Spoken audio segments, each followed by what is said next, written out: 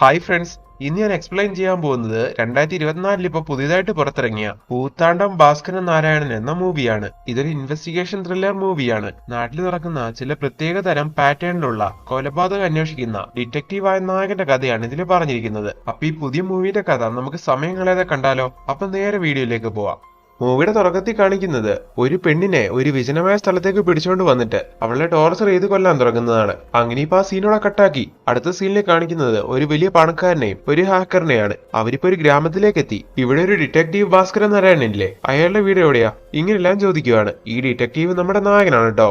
അങ്ങനെ ഇപ്പൊ ആ നാട്ടിലുള്ള ഒരു വ്യക്തി വഴിയെല്ലാം പറഞ്ഞു കൊടുക്കുന്നു. അങ്ങനെ ഇപ്പൊ അവര് രണ്ടുപേരും കൂടി നേരെ അവിടേക്ക് എത്തുവാണ്. എന്നിട്ട് ഇപ്പൊ നായകനെ കാണാൻ വേണ്ടി വെയിറ്റ് ചെയ്യുന്നു. ഈ സമയത്താണ് നായകന്റെ എൻട്രി. അങ്ങനെ ഇപ്പൊ ഡിറ്റക്റ്റീവായ നായകൻ വന്ന് അവരോട് കാര്യം ചോദിക്കുന്നു. അപ്പൊ ആ പണക്കാരൻ പറയാണ്, ഏകദേശം 1.5 ലക്ഷം വിലയുള്ള എന്റെ ഐഫോൺ കാണാനില്ല, അതെങ്ങനെയെങ്കിലും നിങ്ങൾ അന്വേഷിച്ച് കണ്ടെത്തി തരണം. അതിന് നിങ്ങൾ എത്ര പണം ചോദിച്ചാലും തരാൻ ഞാൻ തയ്യാറാണ്. അങ്ങനെ 1.5 ലക്ഷം രൂപയുടെ ഐഫോണിന് അല്ലെങ്കിൽ അത് കണ്ടുപിടിച്ച് കൊടുത്താ എത്ര തുക വേണമെങ്കിലും തരാന്ന് അയാൾ പറയുന്ന സമയം അപ്പൊ ആ ഫോണിൽ എന്തെങ്കിലും ഇമ്പോർട്ടന്റ് ആയിട്ടുള്ള ഡോക്യുമെന്റ്സ് കാണും. അതാണ് അയാൾ ഇങ്ങനെ തിടുക്കം പിടിക്കുന്നതെന്ന് നായകൻ മനസ്സിലാക്കുന്നു. ഇതേ സമയമാണ് നമ്മുടെ നായകൻ എങ്ങനെയാണ് ഒരു ഡിറ്റക്റ്റീവ് ആയെന്നുള്ള കാര്യങ്ങളെല്ലാം ഈ സമയത്ത് അവന്റെ ഫ്ലാഷ് ബാക്കിലൂടെ കാണിക്കാൻ തുടങ്ങുന്നത്. നായകനും അവന്റെ അച്ഛനും അമ്മയും ചേട്ടനും അടങ്ങിയ ഒരു കൊച്ചു കുടുംബമായിരുന്നു അവന്റേത്.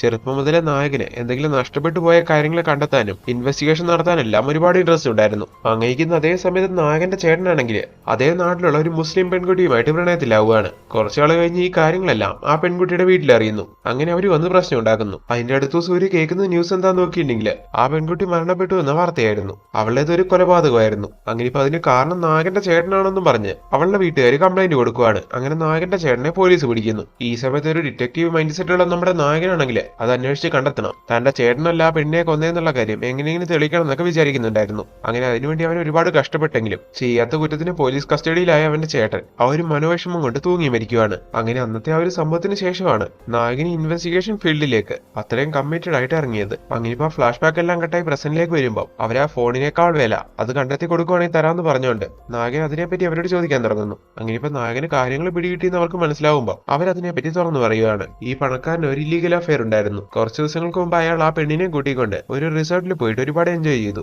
ആ സമയത്ത് ഒരു വീഡിയോ ആയിരുന്നു അതിൻ്റെ ഉള്ളിൽ ഉണ്ടായിരുന്നത്. സോ ഇപ്പൊ ആ ഫോൺ നഷ്ടപ്പെട്ടുകൊണ്ട് ആ വീഡിയോ അങ്ങനെ ലീക്കായ അത് മൊത്തത്തിൽ പ്രശ്നമാവും. അതുകൊണ്ടാണ് എന്ത് വില കൊടുത്തു അത് കണ്ടെത്തണമെന്ന് അയാൾ ഇത്ര അധികം ആഗ്രഹിക്കുന്നത്. അങ്ങനെ ഇപ്പൊ ആ കാര്യങ്ങളെല്ലാം അവര് തുറന്നു പറഞ്ഞപ്പോ ഇനി ഈ കേസ് ഞാൻ നോക്കിക്കോളാന്നും പറഞ്ഞ് ആ പണക്കാരന്റെ കയ്യിൽ നിന്ന് ആ ഫോൺ നഷ്ടമായതിനെ പറ്റിയുള്ള ബേസിക് കാര്യങ്ങളെല്ലാം നായകൻ അന്വേഷിക്കാൻ തുടങ്ങുന്നു. അങ്ങനെ വളരെ വേഗം അത് അന്വേഷിച്ച് കണ്ടെത്തി നായകൻ അയാൾക്ക് തിരിച്ചു കൊടുക്കുവാണ്. അങ്ങനെ പറഞ്ഞുറപ്പിച്ച തുക അതിന് പ്രതിഫലമായിട്ട് അയാൾ നായകന് കൊടുക്കുകയും ചെയ്യുന്നു. അങ്ങനെ നായകൻ ഈ രീതിയിൽ വലിയ കുഴപ്പമില്ലാതെ അങ്ങനെ ജീവിച്ചു വരുന്നുണ്ടെങ്കിലും അവന്റെ അച്ഛന്റെ അമ്മേന്റെ ആഗ്രഹം അവൻ നല്ല എന്തെങ്കിലും ജോലി കണ്ടെത്തണമെന്നായിരുന്നു. ഡെയിലി അതും പറഞ്ഞ് നായകനെ അവന്റെ അച്ഛൻ ഒരുപാട് വഴക്കും പറയാറുണ്ടായിരുന്നു. ഇതേ സമയം തന്നെ നമ്മുടെ നായകൻ ഒരു കാമുകി ഉണ്ടായിരുന്നു. അവള് നായകന്റെ വീട്ടുകാരുടെ അതേ സ്വഭാവക്കാരിയാണ്. ഡിറ്റക്റ്റീവ് എന്നും പറഞ്ഞു നടക്കാതെ നല്ലൊരു ജോലി കണ്ടെത്താനായിരുന്നു അവളും നായകനോട് പറഞ്ഞിട്ടുണ്ടായിരുന്നത്. അങ്ങനെ ഇപ്പൊ ചുറ്റും നെഗറ്റീവ് ആണെങ്കിലും നായകൻ അവന്റെ ആ പാഷൻ വിട്ട് കളയാൻ തയ്യാറായിരുന്നില്ല. അങ്ങനെ അവൻ അതും കൊണ്ട് മുന്നോട്ട് പോവാണ്. അങ്ങനെ ഇരിക്കുന്ന സമയത്ത് അവിടെ അടുത്തൊരു സ്ഥലത്ത് കഴുത്തറക്കപ്പെട്ട രീതിയിൽ ഒരു പെണ്ണിന്റെ ബോഡി കണ്ടെത്തുവാണ് പോലീസുകാര്.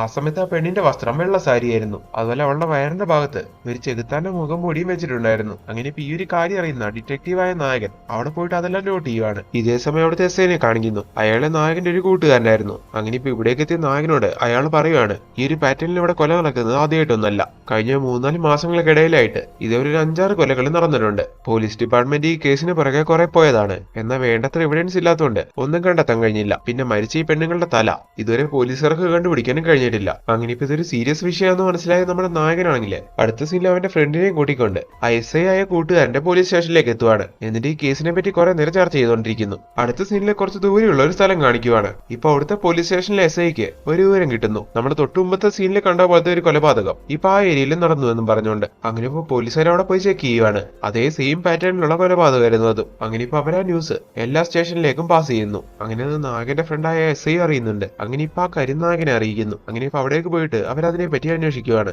അങ്ങനെ ഇപ്പൊ മരിച്ച ഈ പെൺകുട്ടി ആരാണെന്ന് ഈ സമയത്ത് അവര് കണ്ടുപിടിക്കുന്നു. അത് മറ്റാരുമല്ലായിരുന്നു, നായകന്റെ ചേച്ചിയായിരുന്നു. അങ്ങനെ ഇപ്പൊ ഈ ഒരു കാര്യം കൊണ്ട് തന്നെ അവരെല്ലാരും ഒരുപാട് ഡൗൺ ആവുന്നുണ്ട്. അടുത്ത സീനിലെ പോലീസുകാരും നായകനും കൂടി ആ കേസിന്റെ അന്വേഷണം എല്ലാം തകൃതിയായിട്ട് ചെയ്യുന്നതായിട്ട് കാണിക്കുവാണ്. നായകന്റെ ചേച്ചിക്ക് ആ സമയത്ത് ഒരു കാമുകനുണ്ടായിരുന്നു. ഉണ്ടായിരുന്നു. അങ്ങനെ എൻക്വയറിന്റെ ഭാഗമായിട്ട് അയാളെ ഇപ്പോൾ പോലീസുകാർ ചോദ്യം ചെയ്യുന്നു. മരിച്ചത് നായകന്റെ ചേച്ചി ആയതുകൊണ്ട് തന്നെ ഇത് എങ്ങനെയെങ്കിലും കണ്ടെത്തണം. ആ കില്ലർ ആരാണെങ്കിലും അവനെ പിടിക്കണം എന്നുള്ള ഒരു ആഗ്രഹം നായകന്റെ മനസ്സിലുണ്ട്. അങ്ങനെ അടുത്ത സീനിൽ നമ്മുടെ നായകനാണെങ്കിൽ ആ കാര്യം ചെന്ന് നായകനോട് പറയുന്നു. അപ്പൊ നായിക അവനെ കുറെ വഴക്ക് പറയുവാണ്. പിന്നെ നീ ഇപ്പൊ അങ്ങ് കണ്ടുപിടിക്കും, നിനക്ക് അതിനൊന്നും കഴിയില്ല, പിന്നെ ചുമ്മാ ഡിറ്റക്റ്റീവ് ആണെന്നും പറഞ്ഞ് നടന്നിട്ട് കാര്യമില്ല. അങ്ങനെ ഈ ഇൻസൾട്ട് നായകൻ ശരിക്കും ഒരു മോട്ടിവേഷൻ ആയിട്ട് എടുക്കുന്നു. അങ്ങനെ നായകന്റെ കൂട്ടുകാരോടൊപ്പം ആ കേസ് അന്വേഷിക്കാൻ ഇറങ്ങുന്ന അതേ സമയം തന്നെ നായകനെ ഏതോ ഒരു കാറ് മനഃപൂർവ്വം വന്നിടിക്കാൻ ശ്രമിക്കുവാണ്. ഭാഗ്യം കൊണ്ട് നായകൻ അധികം അപകടമൊന്നും പറ്റുന്നില്ല. അങ്ങനെ അടുത്ത സീനിൽ നായകൻ ആശുപത്രി കിടക്കുമ്പോൾ അവിടേക്ക് ഈ കാര്യങ്ങൾ അറിഞ്ഞ് നായകന്റെ പാരന്റ്സ് എത്തുന്നു. ഇതുപോലെയുള്ള ജോലികൾ ചെയ്യാൻ പോയാ ഇതുപോലെ ഒരുപാട് പ്രശ്നങ്ങൾ ഉണ്ടാവുമെന്ന് ഞങ്ങൾക്കറിയായിരുന്നു. അതുകൊണ്ടാണ് നിന്നോട് മറ്റെന്തെങ്കിലും ജോലി നോക്കാൻ ഞങ്ങൾ പറഞ്ഞതെന്നും പറഞ്ഞ് ഈ സമയത്ത് അവന്റെ പാരന്റ്സ് അവനെ വീണ്ടും വഴക്ക് പറയുകയാണ്. ഇതേ സമയം ഇതെല്ലാം കേട്ടോണ്ട് അവിടേക്ക് നായിക വരുന്നു. ലാസ്റ്റ് ആയിട്ട് അവൻ നായികനെ വന്ന് കണ്ടപ്പോ നിന്നെ കൊണ്ടൊന്നും നടക്കില്ല എന്നും പറഞ്ഞ് നായിക അവനെ കുറെ ഇൻസൾട്ട് ചെയ്തായിരുന്നല്ലോ. അങ്ങനെ ഇപ്പൊ ആ കാര്യങ്ങൾക്കെല്ലാം അവള് നായകനോട് മാപ്പ് ചോദിക്കുന്നു. ചേച്ചിയുടെ കൊലപാതകം അന്വേഷിക്കാൻ വേണ്ടി നായകൻ ഒരുപാട് കഷ്ടപ്പെടുന്നുണ്ടായിരുന്നല്ലോ. ഇത് ഈ സമയത്ത് നായിക മനസ്സിലാക്കിയിട്ട് ഇനി മുതൽ നിന്റെ കൂടെ ആ അന്വേഷണത്തിന് നിന്നെ സപ്പോർട്ട് ചെയ്തുകൊണ്ട് ഞാനും ഉണ്ടാവുമെന്ന് നായിക പറയുകയും ചെയ്യുന്നു. അങ്ങനെ നായകൻ ഓക്കെ ആയി ആശുപത്രിയിൽ നിന്ന് ഇറങ്ങി അന്ന് മുതൽ ഇവരെല്ലാവരും കൂടി ടീമായിട്ട് ആ കേസിനെ പറ്റി ശരിക്കും അന്വേഷിക്കാൻ തുടങ്ങുന്നു. അങ്ങനെ ഇതേ പാറ്റേണില് ഇനി മുമ്പ് നടന്ന കൊലപാതകങ്ങളും ഇതും കമ്പയർ ചെയ്ത് നോക്കുമ്പോൾ ആ കൊലപാതകത്തിന്റെ പാറ്റേൺ കണ്ട് അത് ഇമിറ്റേറ്റ് ചെയ്ത പോലെയാണ് ഈ കൊലപാതകത്തിൽ അവർക്ക് ഫീൽ ചെയ്യുന്നത്. അത് മാത്രമല്ല, അവളുടെ ബോഡി പോസ്റ്റ്മോർട്ടം ചെയ്തപ്പോൾ അവൾ മരിച്ച ഒരു തെറ്റായ മരുന്ന് അവളുടെ ശരീരത്തിലേക്ക് ഇഞ്ചക്ട് ചെയ്തുകൊണ്ടാണെന്നും ഇവർ മനസ്സിലാക്കുന്നുണ്ടായിരുന്നു. അങ്ങനെ ഇവ മനസ്സിലാക്കിയ കാര്യങ്ങളെല്ലാം വെച്ച് അന്വേഷിക്കുമ്പോൾ ആ കേസ് എന്ന് നിൽക്കുന്നത് അവിടെ അടുത്തുള്ള ഒരു ആശുപത്രിയിലെ ഡോക്ടറിലേക്കാണ്. അങ്ങനെ ഇപ്പൊ അയാൾ എടുത്തുനിന്ന് കുടയുന്ന സമയത്ത് അയാൾ കാര്യങ്ങളെല്ലാം തുറന്നു പറയുന്നു. നായികന്റെ ചേച്ചി ഒരു പയ്യനുമായിട്ട് പ്രണയത്തിലാണെന്ന് പറയുന്നുണ്ടായിരുന്നല്ലോ. അങ്ങനെ അവനുമായിട്ടുള്ള പ്രണയത്തില് അവള് പ്രഗ്നന്റ് ആവുകയാണ്. ആ സമയത്ത് അവര് രണ്ടുപേരും കൂടി ഒരു തീരുമാനം എടുത്തു, ഈ കുഞ്ഞിനെ ആരും അറിയാതെ അബോർട്ട് ചെയ്യാന്ന്.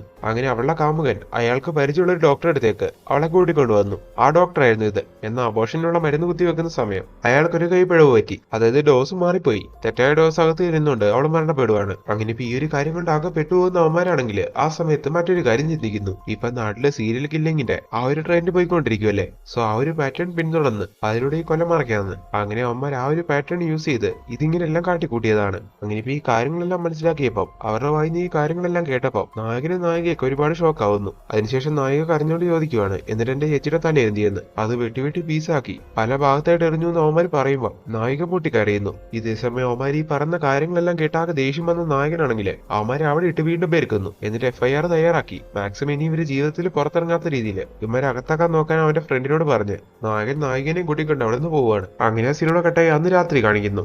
നായകന് നടന്ന കാര്യങ്ങളെല്ലാം ആലോചിച്ച് അവന്റെ വീട്ടിൽ അങ്ങനെ ഇരിക്കുവാണ്. ഇപ്പൊ നടന്ന നായകന്റെ ചേച്ചിയുടെ കൊലപാതകം മാത്രമേ ഇവർക്ക് കണ്ടെത്താൻ കഴിഞ്ഞിട്ടുള്ളൂ. എന്നാൽ ആ മറ്റേ സീരിയൽ കില്ലറെ ഇവർക്ക് കണ്ടുപിടിക്കാൻ കഴിഞ്ഞില്ലല്ലോ. അയാളെ കണ്ടുപിടിക്കാനുള്ള എന്തെങ്കിലും ഒരു പഴുത് ആ കേസിൽ നിന്ന് കിട്ടുമെന്ന് നായകന് ഈ സമയത്ത് നല്ല ഉറപ്പുണ്ട്. അങ്ങനെ നായകൻ ആ കേസ് വീണ്ടും അനലൈസ് ചെയ്യാൻ തുടങ്ങുന്നു. ഇതേ സമയത്താണ് മൂവിയുടെ സ്റ്റാർട്ടിങ്ങിൽ കാണിച്ച സീൻ വീണ്ടും കാണിക്കുന്നത്. ഒരു പെണ്ണെ ഒരു സ്ഥലത്ത് കെട്ടിവെച്ച് ഒരു വ്യക്തി അവളെ ടോർച്ചർ ചെയ്ത് കൊല്ലാൻ തുടങ്ങുന്നതായിട്ട് കാണിക്കുന്നുണ്ടായിരുന്നല്ലോ.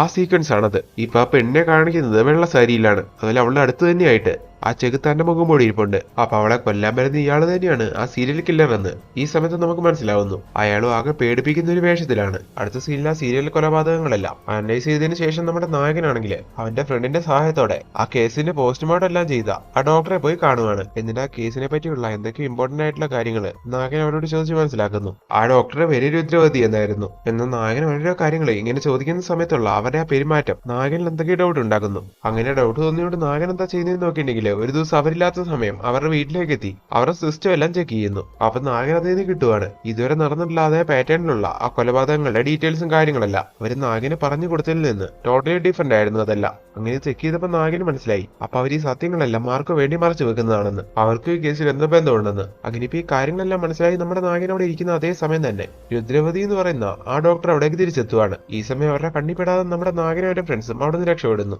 എന്നാൽ ഇപ്പൊ വീട്ടിലേക്ക് എത്തിയ രുദ്രവതി സിസ്റ്റം ചെക്ക് ചെയ്യുന്ന സമയത്ത് അവൾക്ക് ഉറപ്പാവുകയാണ് തന്റെ വീട്ടിൽ ആരോ കയറിയെന്ന്. അങ്ങനെ അവൾ ആ കാര്യം ആരോ ഫോണിൽ വിളിച്ചറിയിക്കുകയും ചെയ്യുന്നുണ്ട്. അങ്ങനെ ആ സീനോടെ കട്ടായി അടുത്ത ദിവസം നമ്മുടെ നായകനും ബാക്കി പോലീസുകാരും ഒരു ഞെട്ടിക്കുന്ന വിവരം കൂടി അറിയുവാണ്. എന്താന്ന് നോക്കിയിട്ടുണ്ടെങ്കിൽ അവർ സംശയിക്കുന്ന രുദ്രവതി എന്ന് പറയുന്ന ഡോക്ടറില്ലേ അവരവരുടെ ഫ്ലാറ്റിൽ മരിച്ചു കിടക്കുന്നുവെന്നും പറഞ്ഞുകൊണ്ട്. അങ്ങനെ ഇപ്പൊ നായകൻ ഉറപ്പാവുകയാണ് ഇവരെ പറ്റിയുള്ള വിവരങ്ങള് നായകനും ടീമും കണ്ടുപിടിച്ചായിരുന്നല്ലോ. ഈ കാര്യങ്ങൾ എങ്ങനെയോ ഈ ക്രൈം എല്ലാം ചെയ്തുകൊണ്ടിരിക്കുന്ന വ്യക്തി അറിഞ്ഞു. അങ്ങനെ ഇവളോട് ഇനി കാര്യങ്ങളൊന്നും പുറത്തു പോകാതിരിക്കാൻ വേണ്ടി ഇത്ര നാളും കൂടെ നിന്ന് ഇവളെ തന്നെ അയാളെ കൊന്നു കളഞ്ഞതാണ്. അങ്ങനെ നായകന്റെ അന്വേഷണം വീണ്ടും ഒന്ന് ഊർജിതാക്കുന്നു. അങ്ങനെ ഇരിക്കുന്ന സമയത്താണ് മറ്റൊരു കാര്യം സംഭവിക്കുന്നത്. അതെന്താന്ന് നോക്കിയിട്ടുണ്ടെങ്കിൽ നായികനെ ആരൊക്കെയോ കൂടി തട്ടിക്കൊണ്ടു പോകുന്നു. ഈ ഒരു സമയത്ത് അങ്ങനെ ഒരു കാര്യം നടന്നിട്ടുണ്ടെങ്കിൽ ആ തീർച്ചയായിട്ടും ആ കില്ലർ ആയിരിക്കും എന്ന് നായകൻ മനസ്സിലാക്കുന്നു. അങ്ങനെ നായകനോടെ കാണാതായ സ്ഥലത്തെല്ലാം പോയി വേണ്ട രീതിയിൽ അന്വേഷിക്കുന്നു. അങ്ങനെയുള്ള തട്ടിക്കൊണ്ടുപോയത് ഭാഷ എന്ന് പറയുന്നൊരു വ്യക്തിയാണെന്ന് നായകൻ കണ്ടുപിടിക്കുകയാണ്. അതിനുശേഷം ഒരുപാട് കഷ്ടപ്പെട്ട് നായകൻ അയാളെ പിടികൂടുന്നു. എന്നിട്ട് അയാളെ എടുത്തിട്ട് ചാമ്പി നായകൻ കാര്യങ്ങളിൽ അയാളോട് ചോദിച്ച് മനസ്സിലാക്കുവാണ്. ഈ സമയത്ത് അയാളുടെ സംസാരത്തിൽ നിന്ന് നായകൻ മനസ്സിലാക്കുന്നുണ്ട് ഇയാളും അല്ല നായകൻ അന്വേഷിക്കുന്ന കില്ലർ എന്ന്.